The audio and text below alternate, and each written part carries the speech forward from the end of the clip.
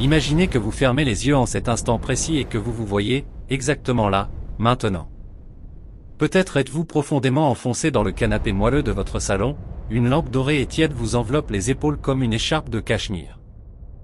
Ou bien il est déjà tard, vous êtes allongé dans votre lit, la chambre si silencieuse que vous n'entendez plus que votre propre souffle, l'écran du téléphone irradie une lumière douce sur votre visage tandis que le ventilateur de plafond bourdonne discrètement et qu'au loin, de temps à autre, une voiture glisse comme un murmure de ressac.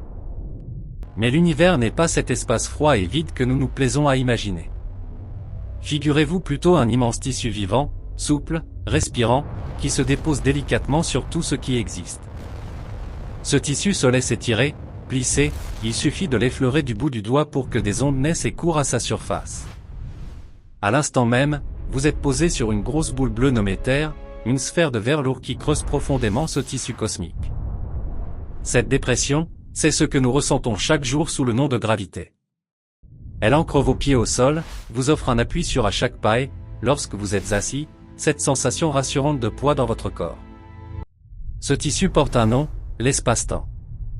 C'est la grande scène où se jouent toutes les histoires de l'univers, depuis l'étoile la plus éclatante jusqu'au souffle discret que vous venez d'expirer.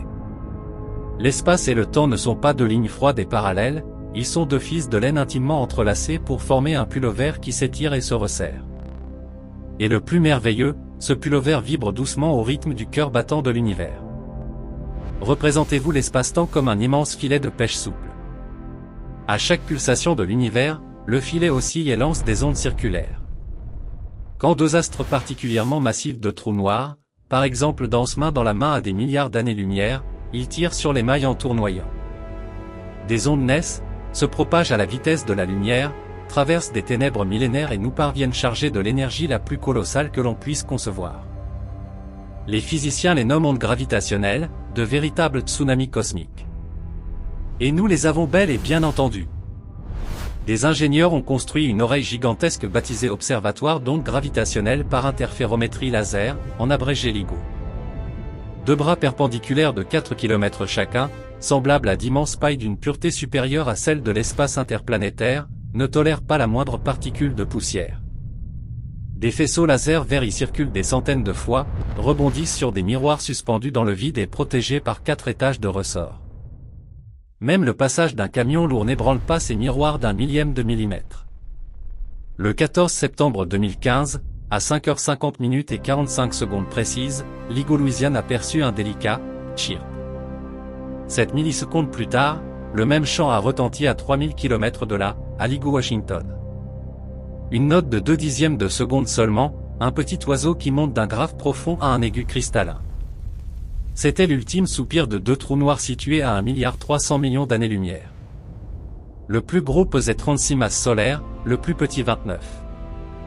Ils avaient tourné l'un autour de l'autre pendant des milliards d'années, leurs 10 dernières orbites s'accomplirent à 250 tours par seconde, tordant l'espace-temps en un nœud serré avant de fusionner dans un éclat retentissant pour donner naissance à un monstre de 62 masses solaires. À cet instant, 3 masses solaires entières se convertirent en ondes gravitationnelles pures, plus brillantes que la lumière de toutes les étoiles de l'univers réunies 50 fois plus brillantes. Lorsqu'elles nous atteignirent après 1,3 milliard d'années de voyage, ces ondes n'étaient plus qu'un murmure. Elles étirèrent les bras de 4 km de LIGO d'axe en grave peine un 10 millième de la largeur d'un proton.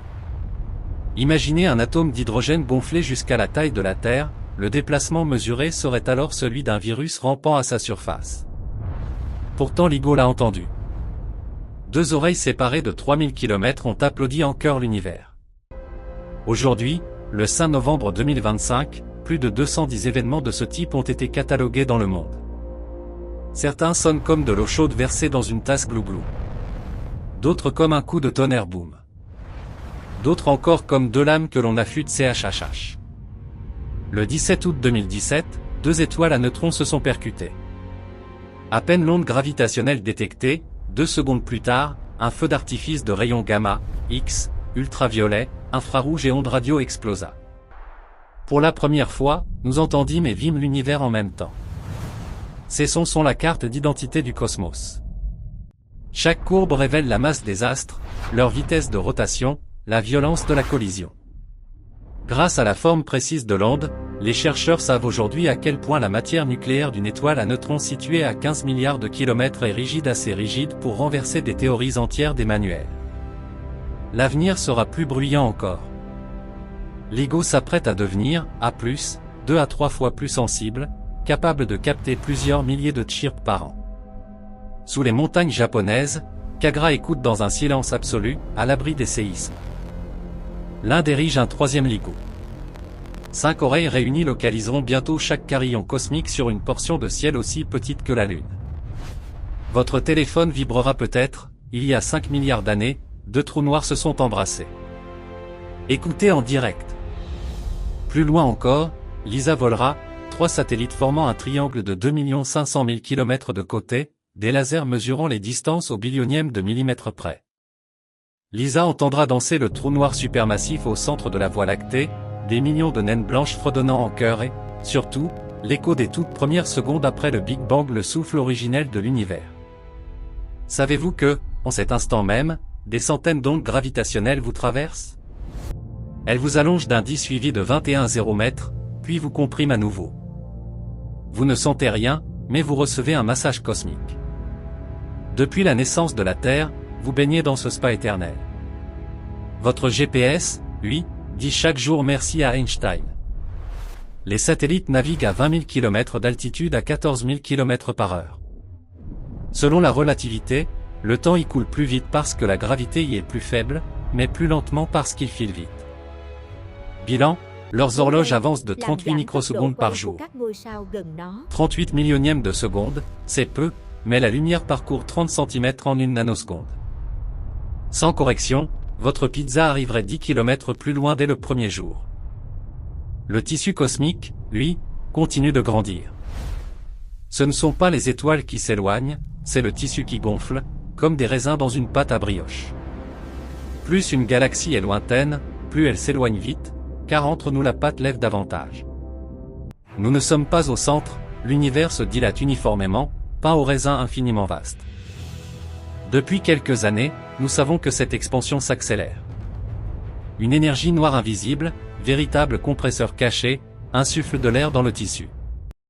Elle représente 68% de l'univers. Le télescope spatial James Webb et le satellite Euclid scrutent présentement cette énergie et découvrent les premiers indices qu'elle n'est pas constante, un enfant espiègle qui souffle plus fort ou plus doucement selon son humeur. Vous ne vivez pas dans l'univers, vous êtes un fil de sa trame. Chaque frappe sur votre clavier, chaque pas laisse une petite ride dans le tissu. Vous êtes le trou noir à 1,3 milliard d'années-lumière roulé dans le même lit. Qu'est-ce qui vous émerveille davantage, entendre le baiser vieux de 5 milliards d'années ou, chaque fois que vous ouvrez votre carte, caresser les courbes d'Einstein? La prochaine fois, nous nous posterons devant la porte d'un trou noir pour voir le temps se transformer en spaghetti et la lumière se faire prisonnière. L'univers n'est pas une maison froide. C'est un chat immense qui ronronne.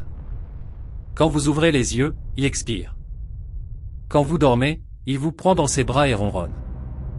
Les ondes gravitationnelles sont ses contes anciens, le GPS c'est l'être d'amour. Nous dansons sur son tapis chantant et y laissons nos empreintes. Vous êtes son étoile la plus lumineuse.